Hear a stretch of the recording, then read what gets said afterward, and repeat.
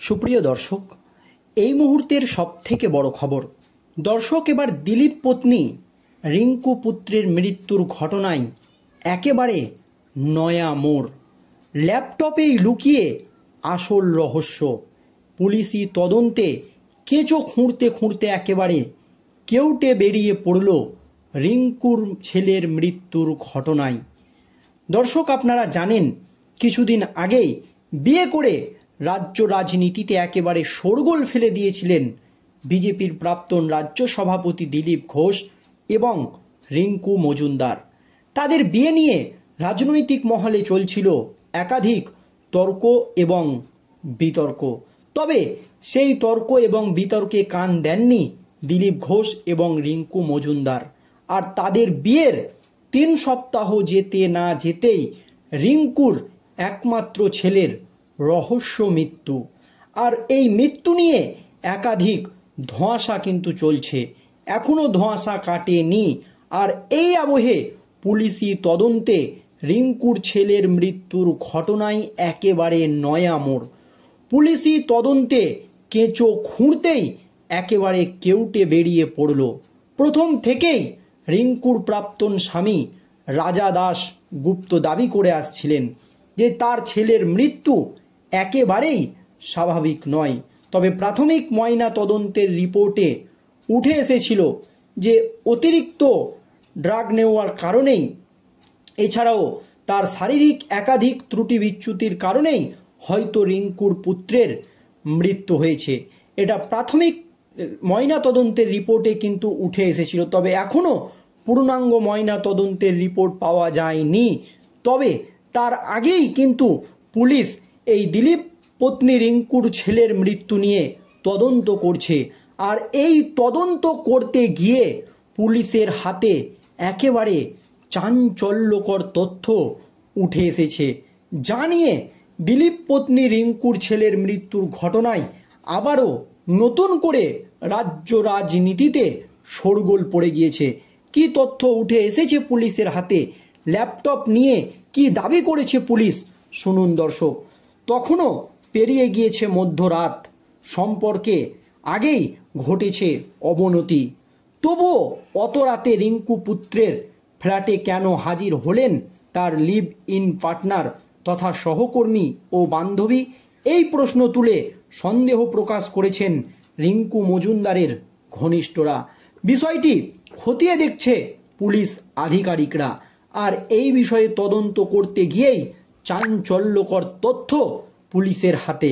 একই সঙ্গে প্রশ্ন উঠেছে, বন্ধু প্রীতমের মৃত্যুর পর ফ্ল্যাট বন্ধ থাকা সত্ত্বেও কেন তার বান্ধবী ফের ঢোকার চেষ্টা করলেন ফ্ল্যাটে? এই প্রশ্নও কিন্তু উঠে গিয়েছে দর্শক। সদ্য সন্তান হারানো মা রিঙ্কুকে সান্ত্বনা দেওয়ার বদলে বারবার ফোন করে কেন ফ্ল্যাটে ফেলে যাওয়া ল্যাপটপ চেয়ে জোর করলেন ওই যুবতী? গত মঙ্গলবার সকালে নিউ টাউনে অভিজাত আবাসন সাপুরজি ফ্ল্যাট থেকে উদ্ধার হয় বঙ্গ বিজেপি নেতা দিলীপ ঘোষের স্ত্রী রিঙ্কু মজুমদারের একমাত্র ছেলে সৃঞ্জয় দাশগুপ্ত ওরফে প্রীতমের দেহ। রিঙ্কু প্রীতমের বান্ধবীর কাছ থেকে সেই খবর পেয়ে নিজেই গাড়ি চালিয়ে হাসপাতালে নিয়ে যান। তাকে মৃত বলে ঘোষণা করা হয়। ওই বান্ধবী তথা লিভ ইন পার্টনার যুবতীকে পাশে প্রীতমের সব শক্টের কাছে রিঙ্কুর পাশে দেখা যায়। কিন্তু রিঙ্কুর পরিবারের পক্ষ থেকে ওই যুবতীকে বলা হয় প্রীতমকে বিয়ে করতে, কিন্তু এখনও বিয়ে করতে রাজি নন বলে জানিয়ে দেন ওই যুবতী। অভিযোগ, যুবতী রিঙ্কুকে মেসেজ করে জানান যে প্রীতম তার কাছ থেকে টাকা ঋণ নিয়েছে, ওই টাকা ফেরত দেন রিঙ্কু। এরপর থেকেই প্রীতম ও যুবতীর মধ্যে সম্পর্কের অবনতি ঘটে। রিঙ্কু ও প্রীতম যুবতীকে ফ্ল্যাটে আসতে বারণ করেন। সেখানেই প্রশ্ন উঠেছে, কি এমন হলো যে গভীর রাতে প্রীতমের ফ্ল্যাটে যুবতীকে আসতে হলো?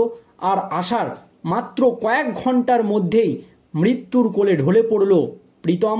সেই ক্ষেত্রে প্রীতমের সঙ্গে যুবতীর কি এমন কোনো কথা হয় তা জানতে পারেনি প্রীতম। যুবতীর কথায় প্রীতম কি আবসাদে চলে যান, যে কারণে তিনি রাতে অতিরিক্ত মদ্যপান করে ফেলেছিলেন বা ওষুধের ওভারডোজ করেছিলেন? পুলিশের সূত্র জানিয়েছে, সেই উত্তর জানতে শুধু ওই যুবতীকে নয়, জিজ্ঞাসাবাদ করার প্রয়োজন প্রীতমের আরও দুই বন্ধুকে, যারা গত সোমবার রাতে ওই ফ্ল্যাটে উপস্থিত ছিলেন। তাদের মধ্যে একজন রাত 3টের সময় আসেন। এরপর সারা রাত ধরে চলে তাদের পার্টি। রিঙ্কু মজুমদারের পারিবারিক সূত্রে জানা গিয়েছে, প্রীতমের শেষকৃত্যের পর তার ওই বান্ধবী, যার সঙ্গে রিঙ্কুর ছেলের 2 বছরের ঘনিষ্ঠ সম্পর্ক ছিল, তার আচরণ সন্দেহজনক মনে হয় প্রত্যেকের।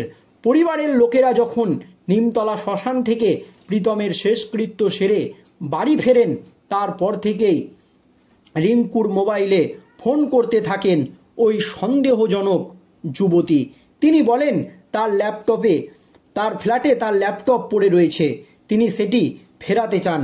রিঙ্কুর পরিবারের পক্ষ থেকে ওই যুবতীকে স্পষ্ট জানিয়ে দেওয়া হয়, ওই ফ্ল্যাটে এখন তালা দেওয়া রয়েছে, তার চাবি রয়েছে তার এক পরিচিতির কাছে, কিন্তু তাদের পক্ষে ওই ফ্ল্যাট খোলা সম্ভব নয়।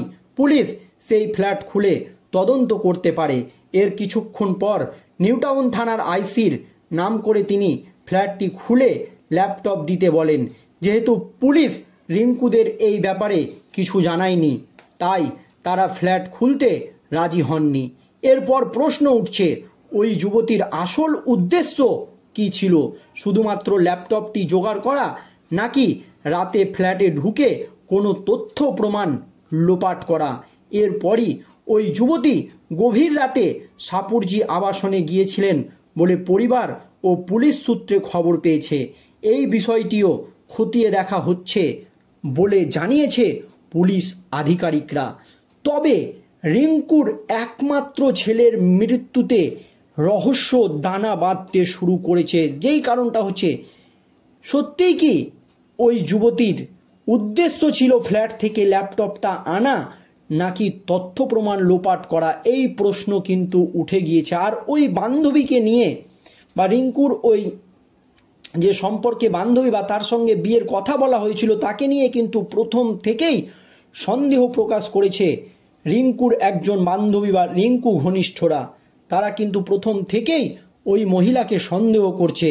আর সেখানেই উঠছে প্রশ্ন, কি এমন হলো যে গভীর রাতে প্রীতমের ফ্ল্যাটে যুবতীকে আসতে হলো, আর তার কয়েক ঘন্টার মধ্যেই মৃত্যুর কোলে ঢলে পড়ল প্রীতম? সেক্ষেত্রে প্রীতমের সঙ্গে যুবতীর কি এমন কথা হয় তা নিতে পারেনি প্রীতম? যুবতীর কথায় প্রীতম কি আফসাদে চলে যায়, যে কারণে তিনি রাতে অতিরিক্ত মদ্যপান করে ফেলেছিলেন বা ওষুধের অতিরিক্ত ওভারডোজ করেছিলেন?